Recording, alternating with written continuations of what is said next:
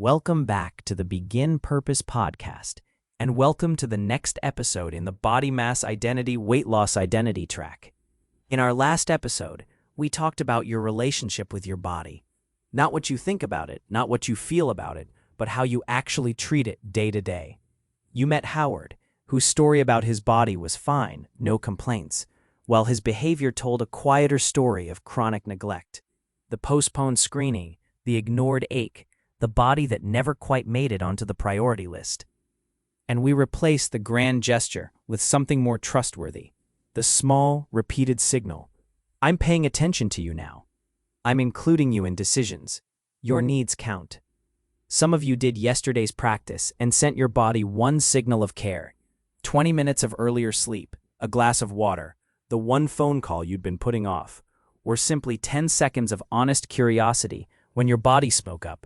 If you did that, and you felt even a flicker of your body being included instead of ignored, that's a non-weight win, and it counts. Today, I want to continue that journey by stepping out of that private world and into a much more public one. Everything we've explored over the last several episodes, the meaning your weight carried, the narrator in your head, shame, the life that got smaller, attempt fatigue, emotional coping, the relationship with your body. All of that happens largely on the inside. But you don't live on the inside. You live in rooms with other people in them. This episode is called Social Visibility, and it's about how it feels to be seen, literally and figuratively, and about a spotlight that, most of the time, isn't actually there. Let me start with what this domain actually measures, because it's more specific than being shy or being self-conscious. Social visibility is about how comfortable you feel being perceived in social settings, professional settings, public settings, and about the degree to which concerns about your body quietly shape your decisions about when and how to be seen. And I want you to notice the word decisions, because that's where this domain lives. Not in feelings, in choices. The seat you choose at the back of the room, the video call you take with the camera off, the class reunion you found a reason to miss, the meeting where you had something valuable to say and stayed quiet. Not because you didn't know your material, but because speaking up meant every head turning toward you. The photo you stepped out of, the photo you deleted, the stairs you took, breathing hard so that no one would see you out of breath on the other route. If some of those sounded familiar, I want you to hear this next part carefully, because it changes how the whole domain works. What makes social visibility different from everything else we've covered is that it's relational. It's not just about how you experience your body. It's about your experience of being perceived by others, and crucially, your anticipation of how that perception will go. And here is the finding, documented over and over, that sits at the center of this episode. Human beings dramatically overestimate how much other people notice and evaluate them. Researchers have a name for it. We each walk through the world feeling like there's a beam of light on us, like the room is registering our body, our awkwardness, the way our clothes fit, the way we breathe on the stairs. And meanwhile, nearly everyone else in that room is absorbed in exactly the same private broadcast about themselves. They're managing their own narrator. They're monitoring their own bodies. They are far, far too busy starring in their own spotlight to be running the one you feel pointed at you. Let me make that real with a story from the Body Mass Identity work. Her name is Simone, and she's 29. For 3 years running, Simone avoided her company's holiday party. Not because she didn't like her coworkers, she did. She avoided it because she was certain, with the kind of certainty that feels like fact, that her body would be the subject of conversation if she walked in. She could picture it. The glances, the comments after she left the circle, the assessment happening behind friendly faces. 3 years of December evenings spent at home, defending herself against a scene that existed in her head. And then 1 year, at a friend's urging, reluctantly she went. Here's how she described it afterward. Nothing happened. Like, genuinely nothing. Nobody said anything. Nobody looked at me funny. I spent 3 years building up this thing in my head, and it turned out the spotlight wasn't even on. I want to sit with that for a second, because there are two truths in Simone's story, and we need both of them. The first truth is the one she named. The spotlight wasn't on. The judgment she'd spent 3 years bracing against wasn't waiting for her in that room. The second truth is harder and just as important. Those 3 years still happened. The evenings at home were real. The spotlight was imaginary, but the cost of avoiding it was not. That's the cruel arithmetic of this domain. The perceived judgment is usually far more intense and far more frequent than any actual judgment. But the avoidance it produces shrinks a real life in real ways. And I want to be honest with you, because this framework doesn't do pretend. Judgment does sometimes happen. People can be careless, and people can be unkind. And I'm not going to stand here and tell you that no one has ever looked at you with assessment in their eyes. What I'm telling you is that the ratio is off. The spotlight feels blinding. In reality, it's usually much dimmer than it feels. And most of the time, it isn't even pointed in your direction at all. Now, here's where the old story will try to argue with me, and I want to answer it directly. The old story says, easy for you to say, I've been noticed, I've heard the comments, I have evidence. And you might. Many people carrying this pattern have real memories of real moments. A remark in a childhood kitchen, a laugh in a locker room, a comment from someone who should have known better. The narrator we talked about in episode 4 took those moments and did what narrators do. It generalized. It turned that happened once, in that room, from that person, into this happens in every room, from everyone. And then it assigned you a full-time job, scanning, walking into every room and sweeping it for judgment, reading every glance, auditing every pause in conversation. It's actually the spotlight effect running in permanent overdrive, and it's exhausting because you're doing surveillance work on a threat that mostly isn't there. So what do we do with this? Here's the reframe that changes the work. Visibility is not a performance. It's a practice. Hear the difference. A performance is something you have to get right.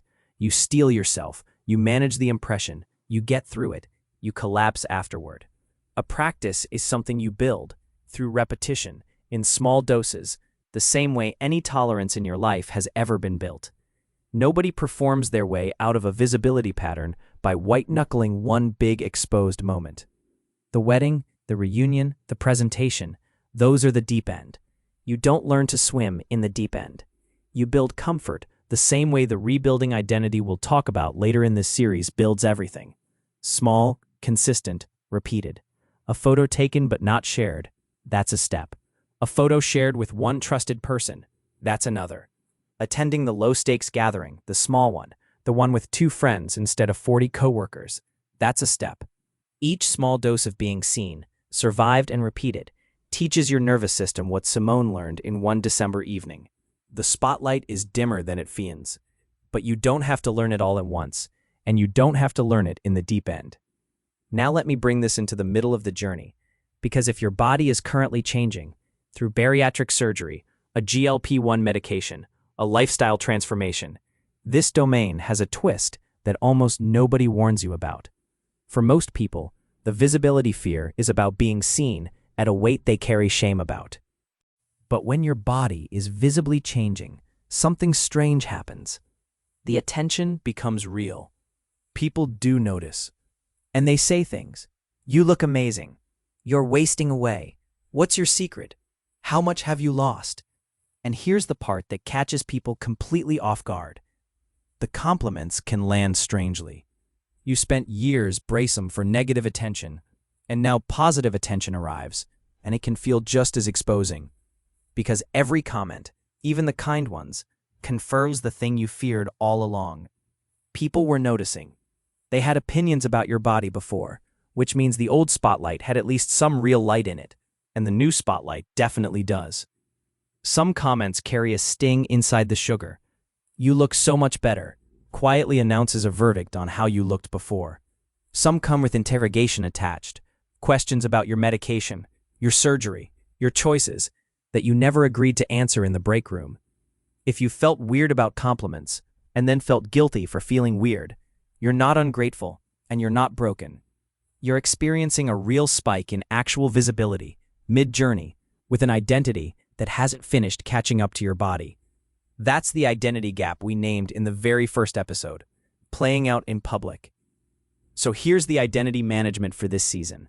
And as always, it sits alongside your medical and nutritional care, never instead of it. First, remember that you get to have boundaries around your own story. Thank you is a complete response to a compliment. I'm working with my medical team and it's going well is a complete response to an interrogation. You are allowed to receive kindness without submitting to an audit, and you're allowed to decide who gets the details. If figuring out those boundaries feels complicated, especially with family, that's a beautiful thing to bring to your coach or counselor, because navigating other people's reactions to your changing body is legitimate work, not vanity. Second, watch for the moment when the old scanning habit tries to interpret the new attention. The narrator may take every glance and every comment as evidence that the surveillance was justified all along. Notice and name it. That's the old pattern reading new data. Most of the attention you're getting is brief, well-meant, and about them as much as you. Their curiosity, their own body stories, their own hopes. It passes through the room and moves on. You don't have to hold it after it leaves. And third, don't let the strange weather of visibility push you back into hiding right at the moment your life is trying to get bigger. Remember the life that got smaller, from episode 6, and the items you're reclaiming. Many of those items live on the other side of being seen. The pool, the dance floor, the front row, the photo with your kids. Visibility practice isn't a side project of this journey. It is the journey, walking around in public. So here is your practice for today, and true to everything we've built, it's the smallest possible version. Today, I want you to do one small act of visibility. 1.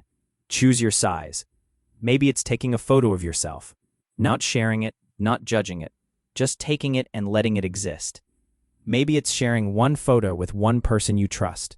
Maybe it's sitting one row closer, keeping the camera on for one call, saying the thing in the meeting, or simply walking into a room without doing the scan. Just once, walking in and letting the room be a room instead of a jury. And if a comment or a compliment comes your way today, try the practice inside the practice. Receive it with thank you, release the audit, and let it pass through. Then notice what actually happened, the way Simone did. Not what the narrator predicted, what actually happened. Most days, the honest answer will be some version of nothing. Nobody stared, the spotlight wasn't on. And every time you collect one of those data points, the scanning job gets a little smaller and the rooms of your life get a little bigger. If you do this today, whatever size you chose, that's a non-weight win. The scale can't measure it, and it counts. Thank you for joining me for this episode of the Begin Purpose podcast. In our next episode, we're moving from how you're seen to who's steering. Somewhere along the way, after enough programs and enough conflicting advice, and enough appointments where you nodded and complied, a quiet question may have gotten lost. Whose decisions are these, really? We'll talk about health agency, what it means to be an awake, engaged passenger in your own care, rather than someone asleep in the back seat.